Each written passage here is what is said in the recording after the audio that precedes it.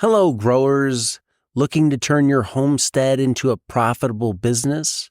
Or are you a farmer looking to boost your sales? Check out my book, Sell Everything You Grow.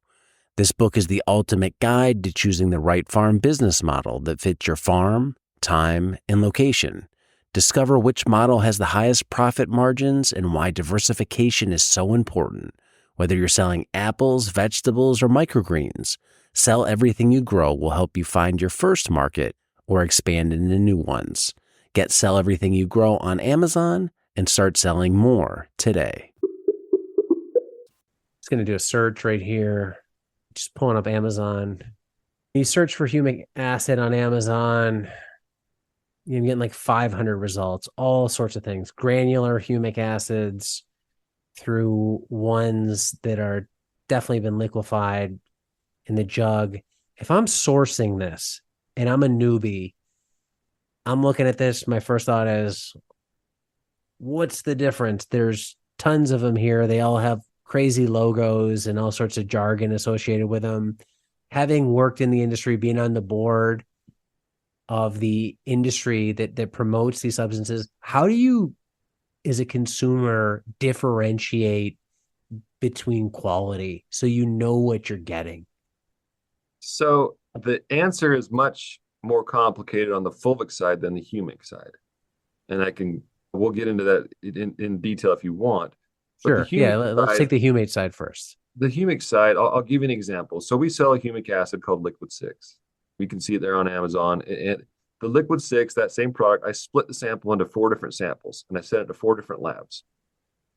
Now, there's actually multiple tests out there for humic substances. So if I was a new consumer saying, okay, I want to learn about this, the biggest problem you're going to run into is there's no standardization in testing. And when you buy a bag of nitrogen fertilizer, that nitrogen fertilizer has a standard across all 50 states.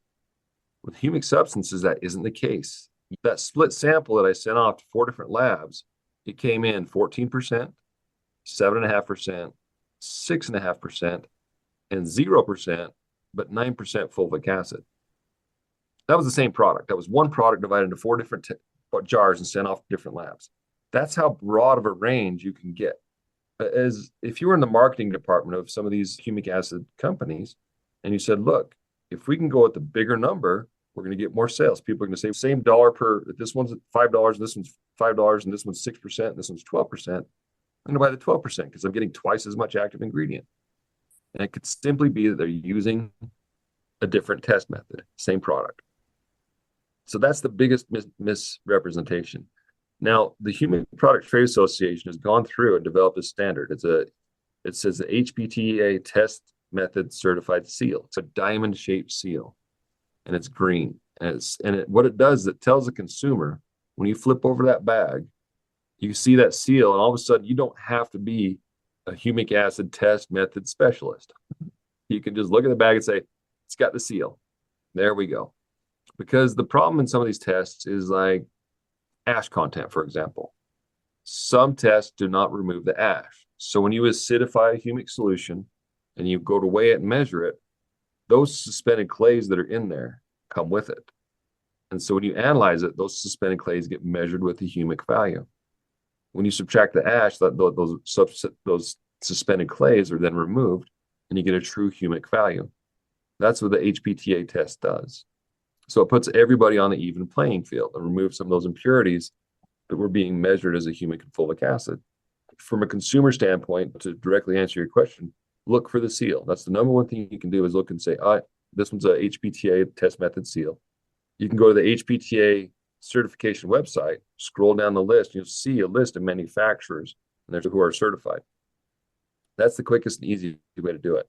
Now, this certification program is just barely being launched. So you're not going to see that many products being out there. But as this becomes more of a thing and more adoption, because this was just barely released, you're going to see more and more of these seals out there, and then just look for the seal. That's going to be the number one thing a consumer can do to inform themselves. Okay, let's come back to the fulvic acid part in a minute. So I'm not going to say the brand here, but here's one popular.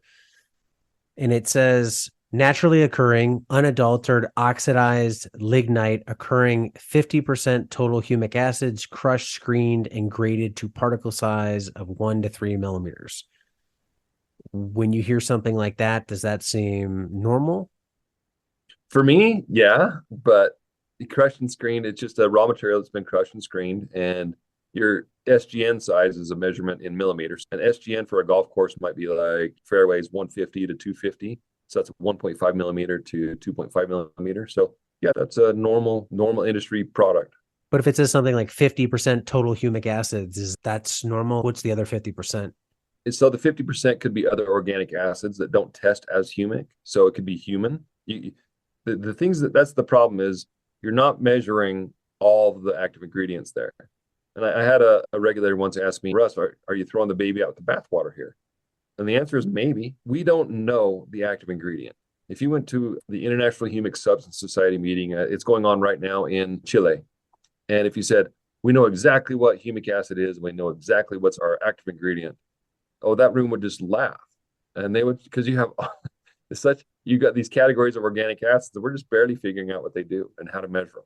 So yeah, that 50, it just gives you an idea that this should be a credible product that has a certain amount of material in there that is beneficial. The other 50% could be organic acids, it could be clays, it could be minerals. It's just not measured as humic acid. You're involved in the industry pretty deeply. Do you have a sense of how trustworthy it is? Are most brands on the up and up, would you say? You're not going to know everyone, I get it, but For the longest time, and when we started as a founding member back in 2010, I hate to say it, but there was some snake oil salesmen out there that anything that was black was a humic substance. The problem is still persisting in the fulvic acid industry. So the problem with the fulvic acid industry is the test, and we're working on fixing that. But right now, the test is only looking for specific markers because these organic acids are hard to identify, right? The best example I can give you, the problem is this. Imagine I had two glasses in front of me. They were both full of, one was full of grape juice, one was full of wine. And I told you these products are exactly the same. They both come from grapes, they're red, these are the exact same products. And if you had a drink of one and then the other, and you're expecting wine and you got grape juice, you'd be like, this is completely different. There's the process of fermentation where the microbes convert those sugars to alcohols is meaningful to the wine drinker. The same thing is true in the fulvic acid industry. A lot of these inputs are being sold as fulvic acid because they trick the test. So you're seeing corn steep liquor, lignosulfonates, soybean extracts. There's even some paper pulping wastes that are being sold as fulvic acid. And they've not gone through that microbial degradation. And that microbial process, just like the fermentation process in making wine, makes that product different. So the problem is in the tests. Anything that can be tested as fulvic acid is automatically fulvic acid. So we had one of the regulators, they were joking and they ran a bunch of things through the column just to test and see what faked the test as fulvic acid. And things like malathion we're actually testing as fulvic acid. Now imagine if somebody was just selling malathion and claiming it as being 80% fulvic acid, and how problematic that would be for the industry. And then that's really what's going on is anything that tests as fulvic is getting sold as fulvic. So I think your bigger problem in the industry, if you were to say, Russ, where are the bad players? It's in the fulvic side. The humic side is fairly, it's as we get the tests removing the ash content, and that's the biggest problem in the humic test is the ash content. That will help standardize our humic industry. But the fulvic industry is really problematic because they're selling things that aren't even humified as fulvic. I think for like granular, if somebody's selling humic acid, that there's a pretty good chance at this point that you're at least getting that.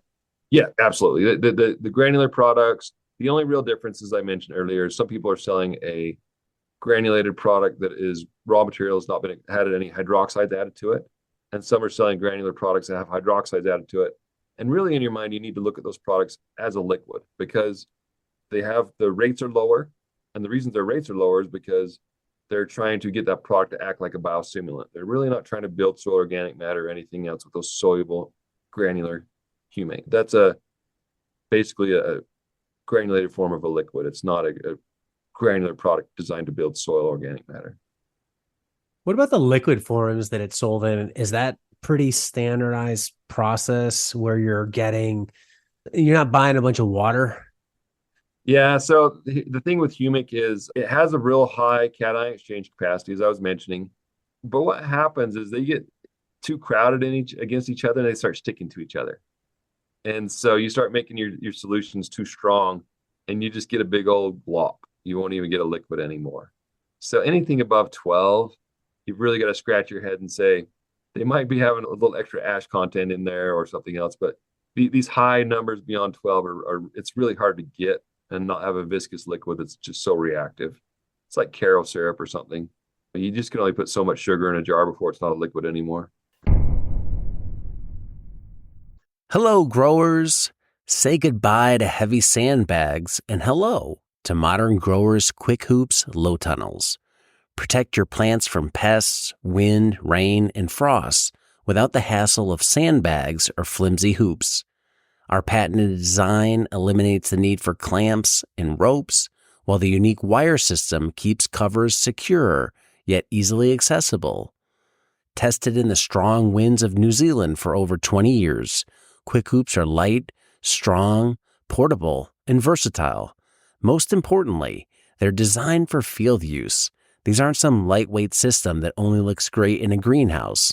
Our hoops are designed to last in harsh field conditions. Use them with any covering to grow year-round and safeguard your crops.